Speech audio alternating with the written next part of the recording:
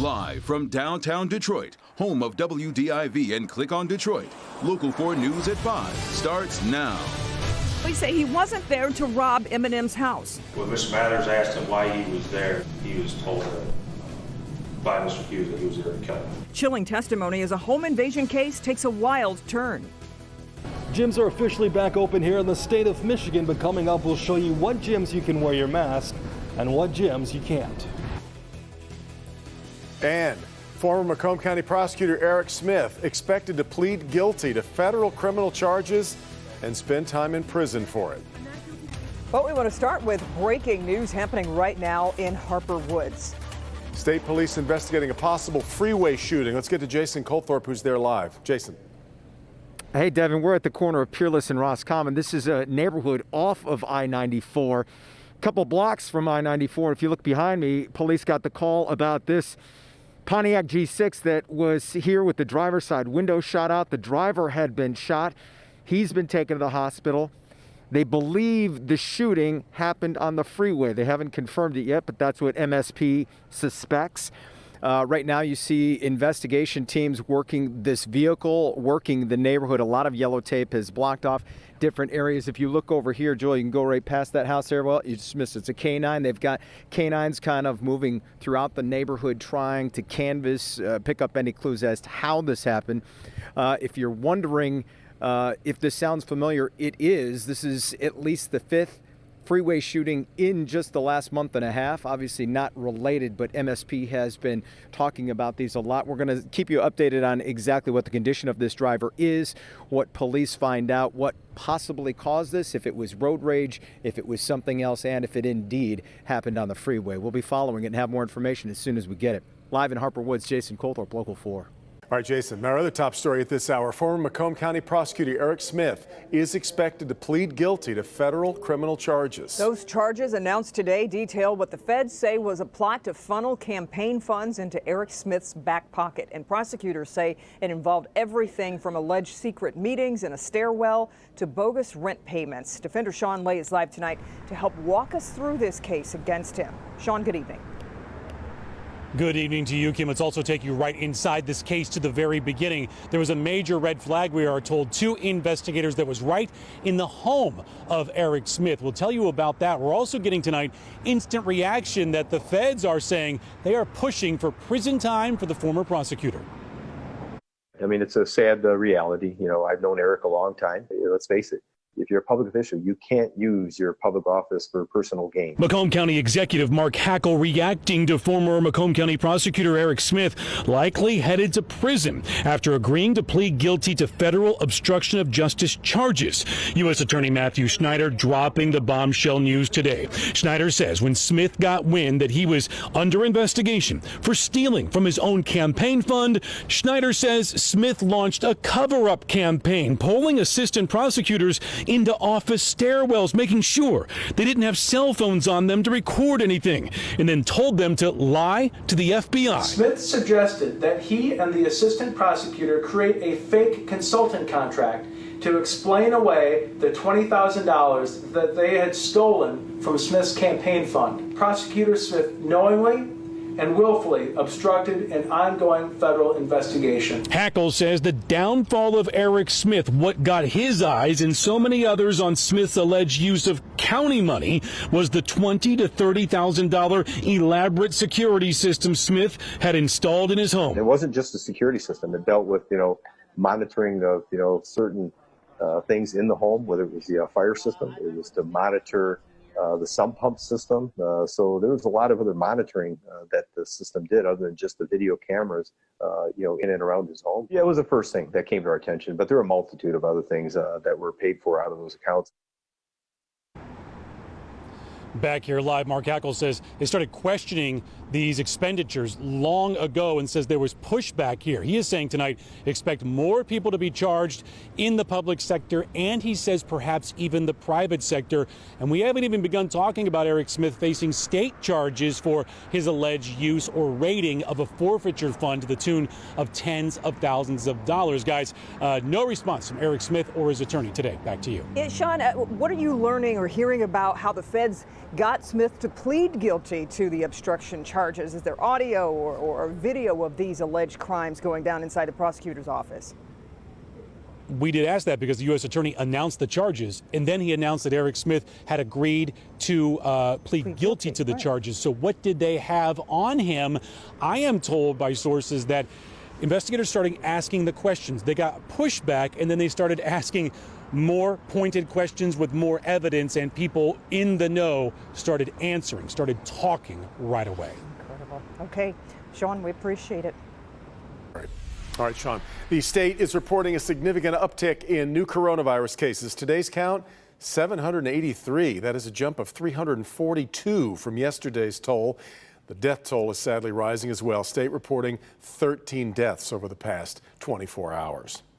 And with the virus still spreading, today was the big day for gyms to reopen across Metro Detroit. They opened this morning with strict new protocols in place, but as our Victor Williams discovered, some just didn't want to play by the rules.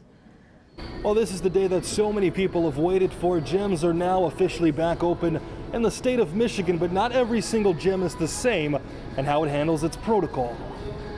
My job is to make sure that Michiganders are safe, and that's my concern. That was Governor Whitmer on our morning show discussing the reopenings of gyms, but with one major requirement. But we need to be careful. We know if you're breathing heavily and you're in an enclosed space and you're close to people, that's a premier way that COVID-19 spreads, and that's why these protocols are really important. Some gyms, of course, are following the mandate like Lifetime Fitness. Masks are obviously a little bit unique just when you're working out.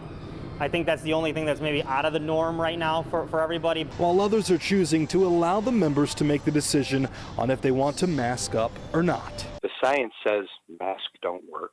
Don Lawson, who's the owner of Gold's Gym in Warren, says he's not going to require members to wear a mask, even with the orders from the governor. Because we know the masks, they don't work. It's just, whatever the reason, it's not science, that's for sure. Ultimately, gym goers will have the final say-so in how they exercise. Either way, it's going to be unlike any workout they've ever done before.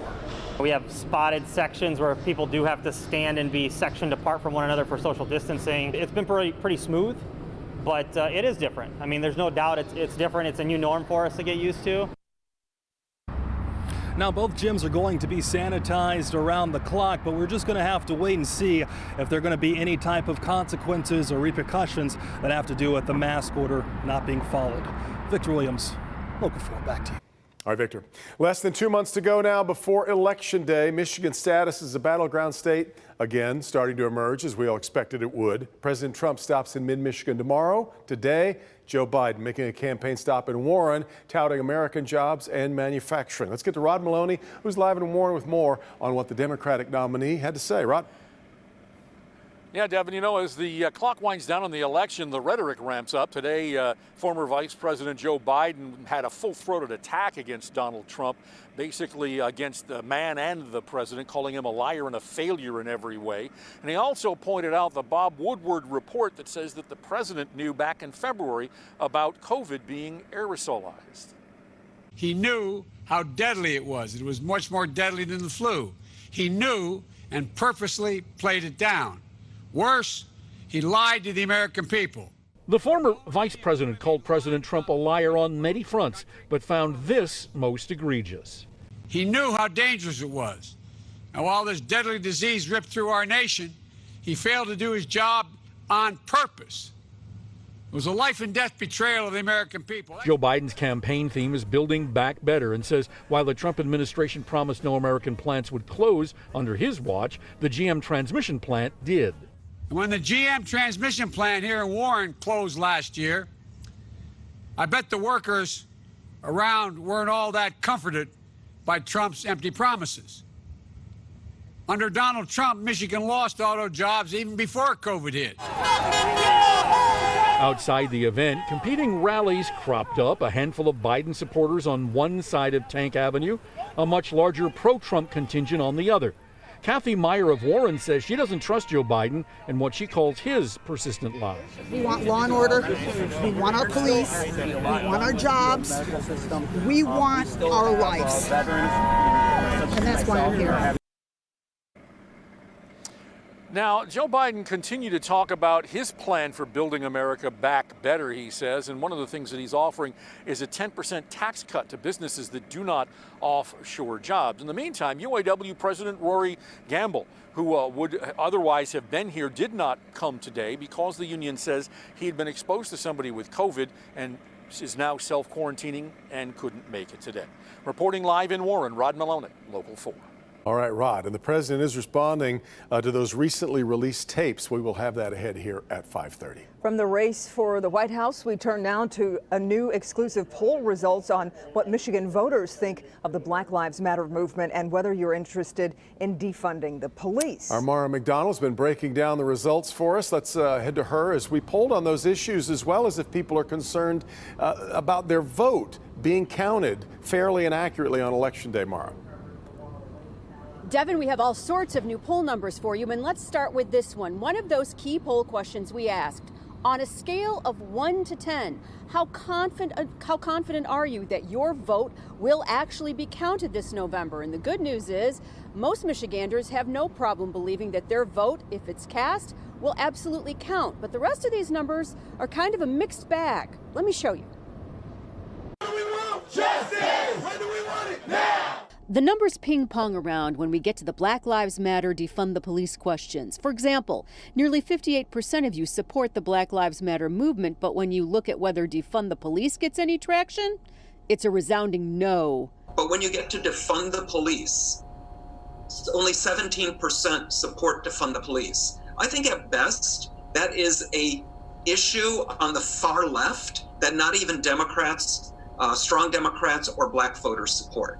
It's mixed when you ask whether people would support moving monies around to other areas to combat crime. For Suba, he sees plenty of nuance in 2 out of 3 of these questions. Until there's definition behind proposals, voters really, they understand there's some systemic racism that needs to be taken care of, but they support the police by and large. And while voters here believe their votes will count in November, when you ask about whether they think the election will be fair, Republicans think fairness is one thing and Democrats think fairness is another thing. And, both sides, frankly, are feeding into this distrust of the fairness of the election. Back here live, we have more new poll numbers for you coming up tonight at 11. Let's take a look at Governor Whitmer and her report card. How do you think she's doing overall? How do you think she's handled the virus? Some interesting numbers. We've got them exclusively tonight at 11. We're live downtown tonight. I'm Mara McDonald. Back to you.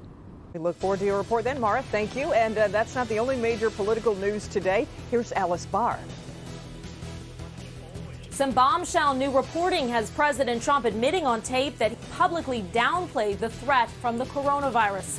I'm Alice Barr in Washington. Coming up, how the White House is responding today. Easy to build the graphics today. We just kept putting clouds and everything. That will change before the weekend. We'll look at some sunshine and warmer temperatures next. All right, Ben, but first, police say he didn't break into Eminem's house to just rob the place. Explosive allegations today in court. We'll have that next.